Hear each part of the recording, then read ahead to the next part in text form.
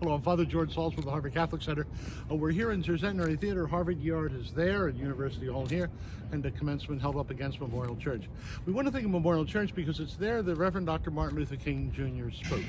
Famous picture of him coming out of the Appleton Chapel exit with President Nathan Pusey and the then chaplain Dr. Price. That happened in a country where, most auspiciously, our Declaration of Independence had that ringing declaration that all men are created equal. And then there was that chilling workaround of the Constitution where slaves were counted, and indeed slaves were counted to give some states extra votes, both in representation in Congress and in the Electoral College.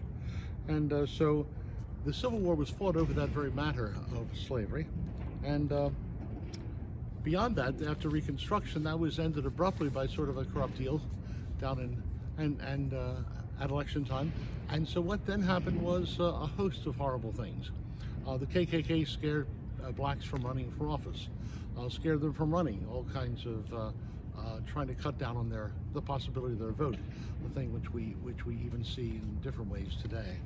And then there was the wholesale matter of lynchings. In most of the years of Dr. King's life, there were scores of lynchings in the United States. We often say we're not aware of it, and in those days, wire services could be asked by the newspapers in the South to pull the notice of it from going elsewhere. So in some cases, we wouldn't be aware of it, but it would still happen, and they would know of it, and they would still be understandably afraid if anyone stuck their head up. It happened even people related to people trying to make a difference.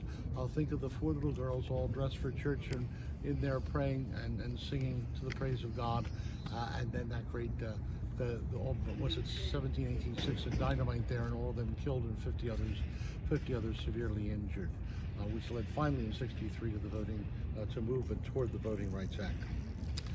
It could happen in ways that embarrass us as a country, even in the smallest ways. Marian Anderson was a magnificent singer. Arturo Toscanini called her the greatest voice of the century.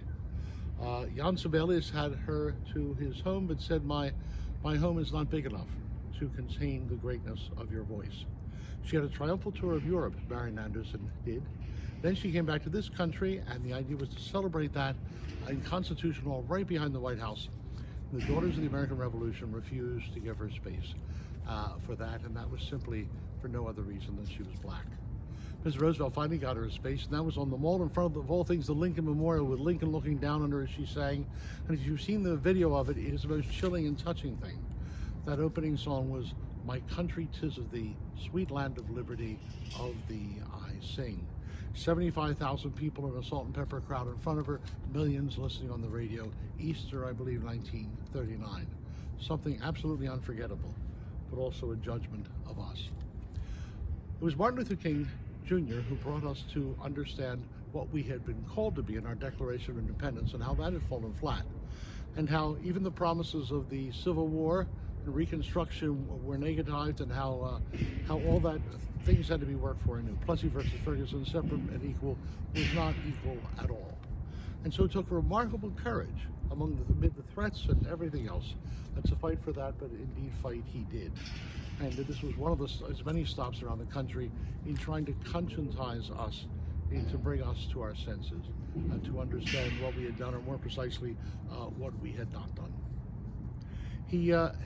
His death originated from the fact that he was asked to join in a garbage men strike, and he went down there to do that in Memphis. And if you think of it, the humblest of workers, the toughest of jobs, very poorly paid, the garbage things leaking on them and so on, and miserably treated white bosses, black workers. 30 of them tried to form a union, they were immediately fired, and on and on and on. Bad hours. And finally, he marched in that. He joined in that. And it was there, when he was sticking up for their rights, that he was killed. We speak of the right to life. What's also important in that, we sometimes forget, is that every single person be respected with their inherent dignity. And also that we work for that. Pope John Paul II put that term in the moral section of the Catechism of the Catholic Church, solidarity, that we stand shoulder to shoulder with other people.